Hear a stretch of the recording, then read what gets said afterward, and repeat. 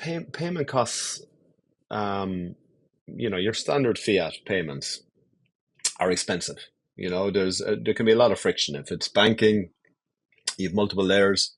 If it's mobile money, you have the telco, you have an aggregator, you've got the wallet, you've got multiple layers again. So there is a lot of friction in fiat payments.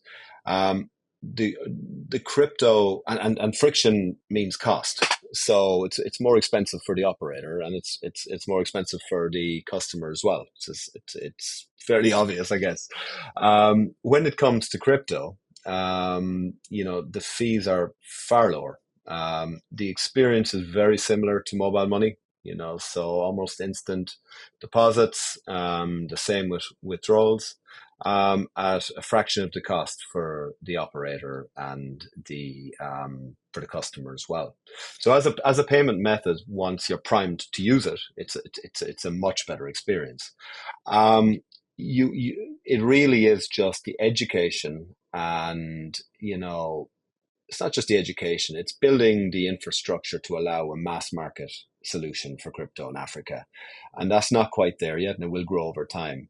Once that education and that infrastructure and the liquidity grows, then it's like trying a new experience. You might be fearful of, or you feel there's a lot of risk involved, and once you do it, you become addicted to it.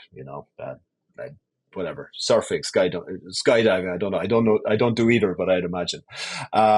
So it is just a case of getting customers used to that flow. When they do, the payment fees are a lot lower. Now, as I said earlier, you still have pretty high on-ramping costs at the moment because of FX spreads and so on. Less so off-ramping. For now, if you have money in crypto, it's again, not condoning it, but it's the most logical thing to do is to bet on the crypto side if you are pro betting in the first place. If you are an average punter that likes to bet once or twice a week, on your local bookmaker, betting $1 or $2 at a time, it makes very little sense for the purposes of gaming only, to set up a crypto account and move your money into crypto. I think when it comes to crypto gaming, the main barrier is the education piece of getting a fiat customer that's never used crypto to take his fiat and on-ramp it onto crypto. So there's an education piece, and there's certainly barriers around costs to do that. At the moment, if you have $100 and you want to put it onto, fund a crypto wallet online, or if you want to fund a crypto wallet, you have to either use an agent model if you're in certain markets, or you need to use a marketplace in others. And you're looking at some significant costs. You're looking at FX spreads, you're looking at agent fees, and so on. So it can be very costly unless you've got a lot of funds, relatively speaking, a lot of funds to do that. So that's the first thing. It's not easy unless you're intrigued by crypto and you really want to be part of it. There's a lot of barriers to our mass market customer. That needs to change, and it will change when there's more liquidity in the market, but it's not there yet. Then when you get, when customers are using crypto in the first place, then there's a conversion into gaming. It's a very, customers feel quite safe depositing on mobile money and so on. They understand the local systems and so on. When it comes to an offshore gaming company, unless those offshore gaming companies have good brand awareness and have a reputation and trust and so on, then it's a risky endeavor to put on money onto a crypto betting site that you're not aware of. So it favors a number of the really well known operators out there, guys that have put a lot of money into football sponsorships and ambassadorships and so on, where people can trust them. Where those casinos aren't known, customers probably are less likely to put their money. So that's the first point. And I guess it does tie back to local regulation. If you do bring in regulation around crypto gaming, it does allow operators, advertise locally and so on, and which will then give them the opportunity to build trust with customers. And so, so I think that is probably a selling point for the operators and why some of them may look at the whole regulated direction. What it means for customers, it's a it's a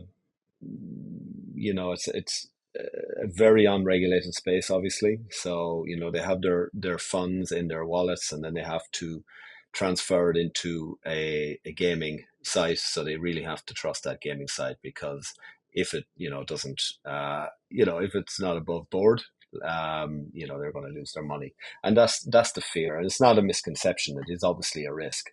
I would say to any customers, and I'm not condoning, or I'm not pro or against offshore casino, crypto casinos or crypto betting sites, but you need to know the brand and know you can trust it and so on. So I think once you convert customers onto a crypto site, the experience is so much better. The costs are so much better. You tend not to, those customers are retained for a much longer period of time. It's just a better all around experience for the customer. But I guess they need to, anything that's new, carries some fear, and they need to get around that.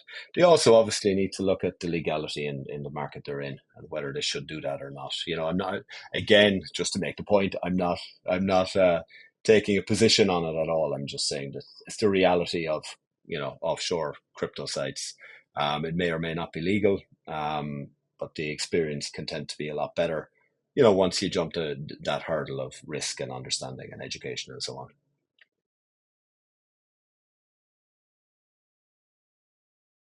Look, I know that some of the major, stable coins and so on are looking at Africa, and seeing a huge opportunity. Um, you know the the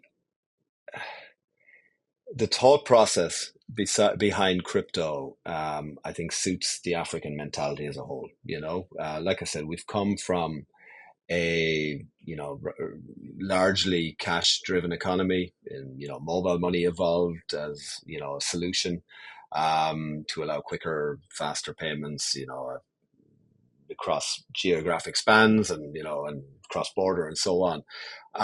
However, obviously regulators continue to want to regulate, and tax authorities continue to look for options to increase taxes.